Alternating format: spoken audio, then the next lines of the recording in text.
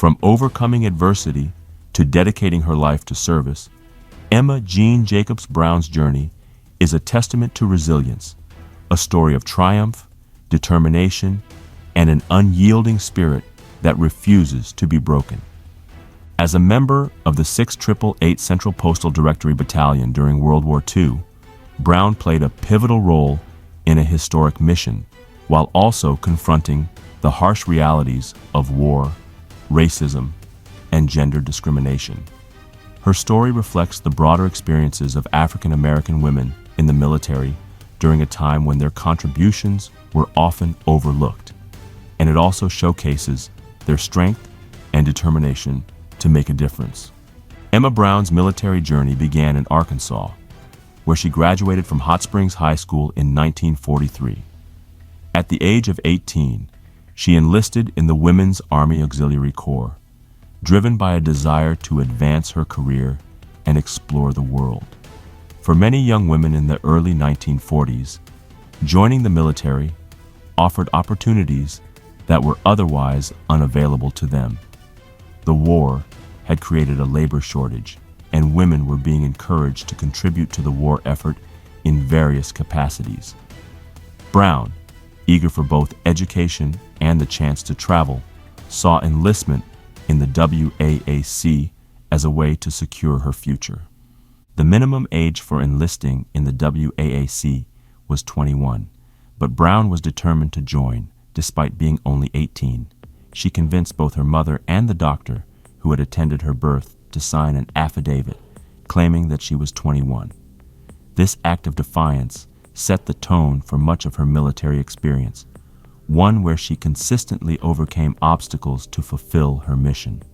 Once enlisted, she completed her basic training at Fort Des Moines in Iowa, a process that she found both challenging and transformative.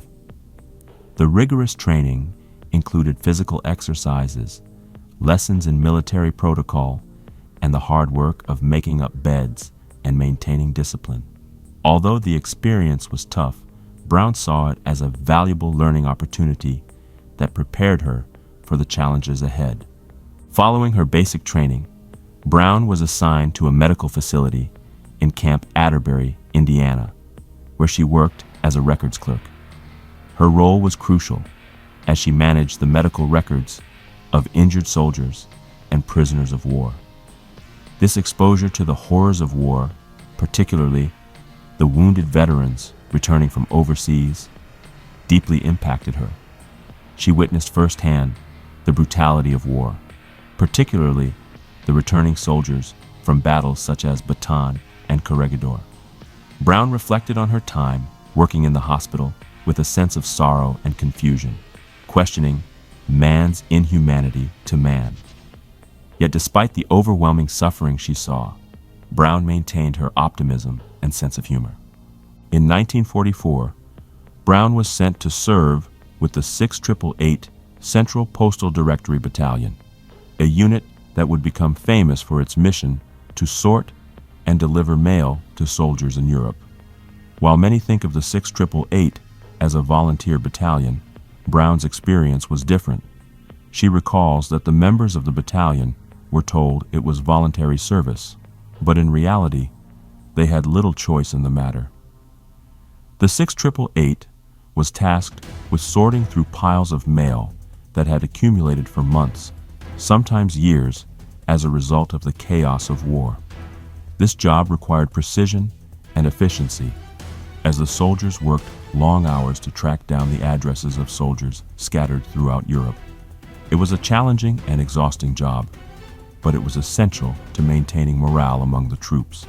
The battalion was sent overseas to England in early 1945, where they set up operations in Birmingham.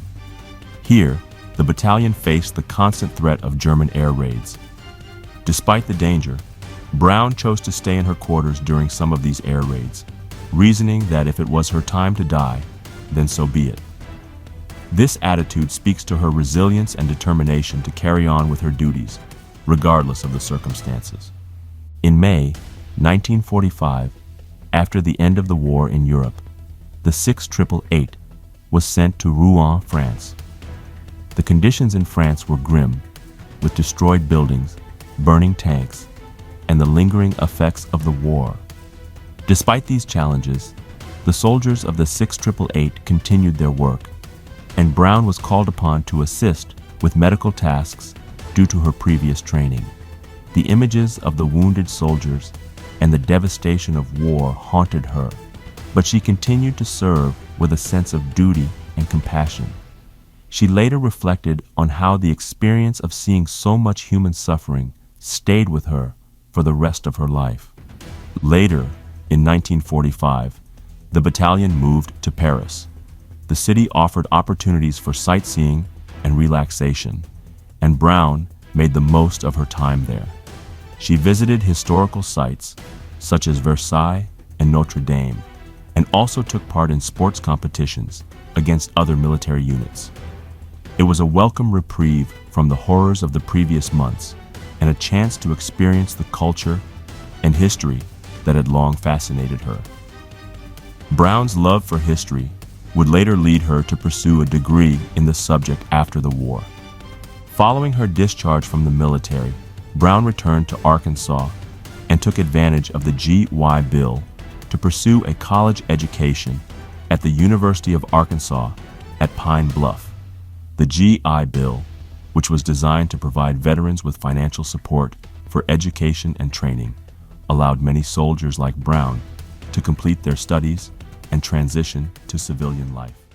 Brown worked at the University of Arkansas at Pine Bluff Library and later became a teacher. She also worked in various government positions, including as a government employee. Throughout her career, Brown remained committed to serving her community and supporting others. In her later years, she operated a used bookstore in Monticello, Arkansas, where she continued her love for history and literature. Brown's experiences reflect the broader challenges faced by African American women in the military during World War II, but also showcase the strength and perseverance that allowed them to overcome these challenges and make invaluable contributions to the war effort. Her legacy serves as a reminder of the sacrifices made by these women and the importance of recognizing their contributions to history. In reflecting on Brown's story, it is clear that her experiences go beyond the confines of her military service. Her time in the WAAC and the 688 shaped her worldview and deepened her understanding of humanity. She learned valuable lessons about people and the complexities of life, and she carried these lessons with her throughout her life. Her ability to maintain optimism, humor, and grace in the face of adversity is an inspiration to all who hear her story. If you want to learn more about the incredible story of the 688, check out our full playlist. Just click the playlist link on this video or in the description below. You can also find more videos on our channel all about their mission and impact. And if you like this video and know someone in the military, please share it with them. Thank you for watching.